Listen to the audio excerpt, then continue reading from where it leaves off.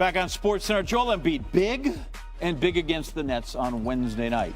Dominant through the first three quarters, 36 minutes of work, clock time, 37 points, 13 rebounds.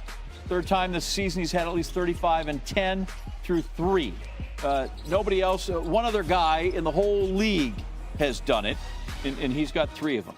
Last 60 minutes played have been historic. First 76ers player with 75 points while playing fewer than 60 minutes in a two-game span. We date that back to 51-52. So he's 39 and 13, and he could, forget the stats, how about the letters? Could be MVP. Yeah, Tim Legler, they have the best record in the Eastern Conference, just in front of those Nets. What makes Embiid so unique, and is he the MVP in your mind?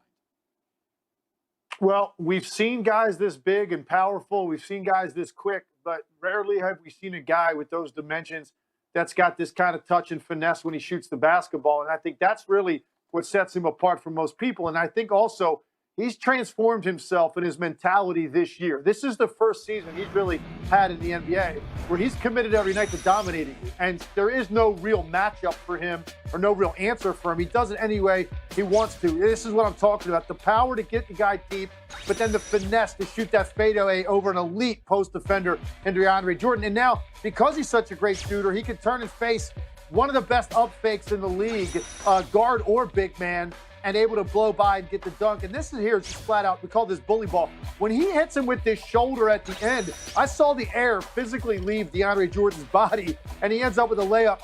And then I love this. Turn down the three that would have been a contested shot. Take one more dribble, get to an 18-foot jumper. Now you want to run a double team at him? Well, if you're going to run a small guy, he's just going to shoot over you with a fadeaway jumper. Everything was in effect in this game. And the irony of it is, I thought at the start of the game, his energy level was low. I didn't think his body language was great, and he was clearly bothered by that knee. He was limping around a little bit, and you look up, and he's got 21 and 6 at halftime, despite the fact that I really didn't think he was into the game or physically able to do what he normally does, and he ends up, obviously, with another monster night. I think his mentality is to be an MVP, and I believe he's going to get enough games in to deserve it. And if they end up with the number one seed in the Eastern Conference, Joel Embiid is my MVP. I've been saying it since mid-January. I'm not going off of that. I don't care that he missed a few weeks with an injury. All right, yeah, his game has vaulted. And an 85% free throw shooter, which is so key in the playoffs down late if he's going to get hacked by the other team. All right, Tim, a lot of players resting. I know the league, the story came out today.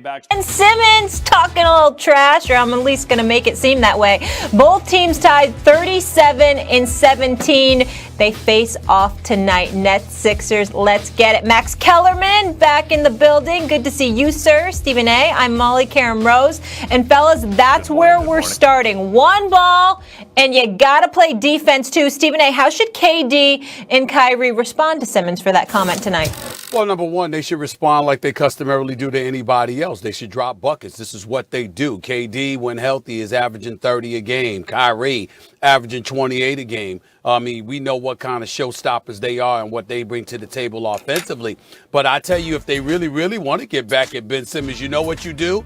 You back the hell up off of him and dare him to shoot jump shots. That's how you could really, really get back at him, to be quite honest with you, because that's the only weakness that I see Ben Simmons has in this game. I think that this dude is a jump shot away from being LeBron James 2.0. I just think he's that lethal. His passing ability, his basketball IQ, his ball handling ability, his rebounding ability, and I think that he is a large candidate, a top 2 candidate for NBA Defensive Player of the Year. I just think that Ben Simmons is that elite defensively.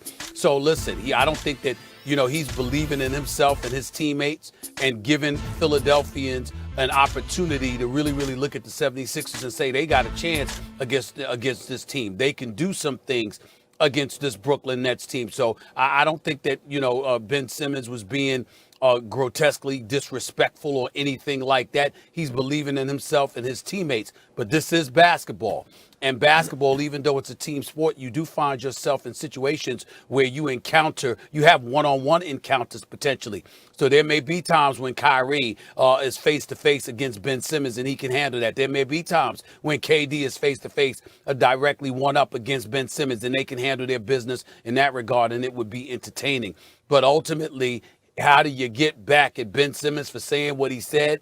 2 points. You drop buckets And then when he has the ball, you back up 10 feet away from him and dare him to shoot a jump shot, because that's not what he does. And that's the difference between the Philadelphia 76ers and the Brooklyn Nets as far as I'm concerned.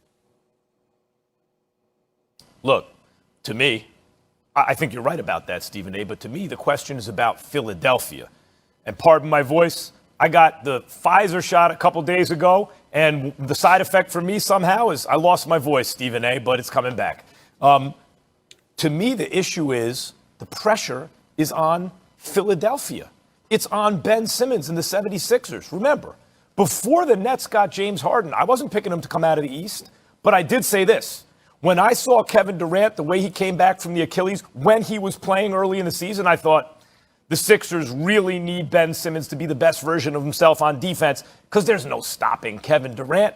But the best defensive matchup in the world is Ben Simmons. That's as good as you can do. You can't do any better than that. And by the way, I think he is the defensive player of the year. I don't think anyone else is really in the conversation, to be honest. Maybe Embiid was before he got hurt. Look, the reason the pressure is on Philadelphia right now is because the Nets don't have James Harden, because the Nets are playing the second of back-to-back on the road, because the Sixers are supposed to win this game. If you're fully loaded, you got Embiid and he's balling, you got Simmons, you got your whole crew with you, and the other team, the main challenge in the East, along with the Bucks, doesn't have the guy I keep saying is the most important player on the team. James Harden rolled out of bed, showed up in Brooklyn looking a hot mess, and was a walking triple-double with 30 points in wins. When he's not on the team, they are not the same team. So no James Harden, second of back-to-back on the road, and you're talking, Stephen A., Simmons especially, but the Sixers got to show up and win.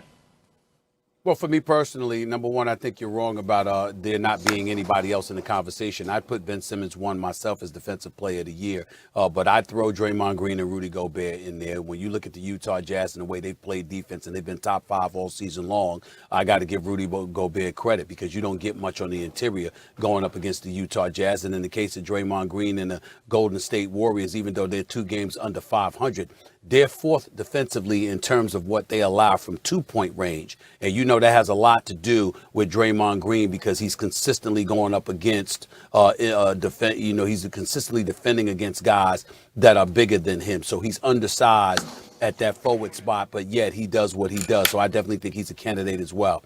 Having said that, getting back to Ben Simmons, I think when you look at Ben Simmons, this is a guy, and I got an interesting stat for you, Max. Do you know he's averaging over 10 shots a game this year? Do you know this is his 4th year in the league, and he went from 12.3 to 12.2 to 11 point something last year, like 11.3, and now he's down to 10. We talk about this guy and his star potential. He's actually shooting the ball less each year than he did the year before. And that's by and large because of A, the pieces that are around him, but B, more importantly, because he's not a threat from the perimeter. This guy, if Ben Simmons, who we all love and we all think is terrific, wants to be a true superstar, which he has the potential to be, you have got to get a perimeter shot. And I would just say this, as elite as he is defensively, and I respect where the hell he's coming from, he does not have any business talking about how there's just one basketball and somebody's got to play defense, when guess what? The Brooklyn Nets are the one team in the NBA that can give up 120 points a night and still win basketball games on a regular, because that's how lethal they are offensively.